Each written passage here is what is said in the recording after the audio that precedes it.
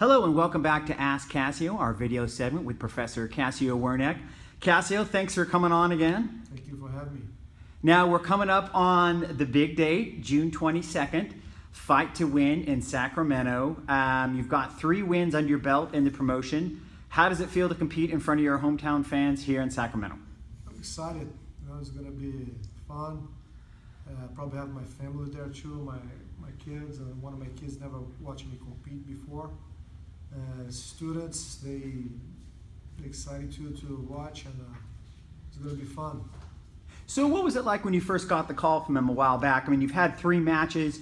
You've always kind of been the visiting guy, and you've won by 3 submissions. What was your reaction when they first asked you to come and compete and Fight to Win?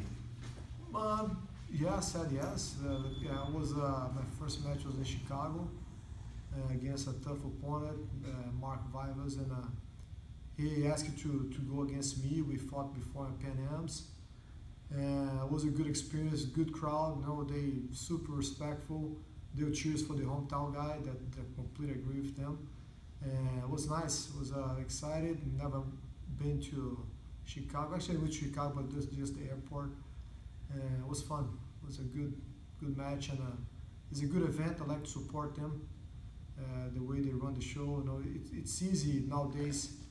Has a couple big events besides IBJJF that run shows. I have one in Russia, ACB, ABC. I forgot the name of the event in the Russian, but I read the guys super rich and help support a lot.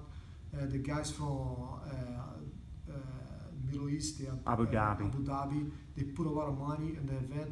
But when you are a guy that are not millionaires like those guys, to run a show, to make a living run a show, still pay your athletes, the guys competing, we should support, and of course I compete because I love compete. It's fun. They put in the stage, make you feel like important. Right, I saw your big entrance with the lights and the event. They super hard working guys, and like I said, they run a good event. It's fun to do it. The format, I like the format they do it, for the decisions, score points, and it's fun. It's a fun event, and I'm looking forward to it. How does the format change your approach, if at all? Because if it's Fight to Win, how does that change things? Every single one thing that I realize, every single tournament have a different rule sets with pros and cons. Doesn't matter. We can put here a fight that, look, you're gonna fight for a life here. We're gonna figure out the way to win. Yeah. That's probably the only time that he probably would find a way to win was a fight for a life. Right. But we're not gonna fight for the life. It's a competition. Ultimate fight to win. Exactly. It's not like this. Even UFC, that's the most raw fighting event that you can go through. They run by rules. Yeah. And a lot of times it's very controversial. In this, Fight to Win is a controversial too. It should be controversial, like every single event. I like the decisions in terms of have 3 guys that are with jiu-jitsu experience going to decide if you goes for the distance. Is going to decide for them what they think that who win or who lose. Yeah. And it's normal. They force a lot. They emphasize a lot the submissions attempt. But sometimes it feels like a lot of opponents go for submissions does not even exist.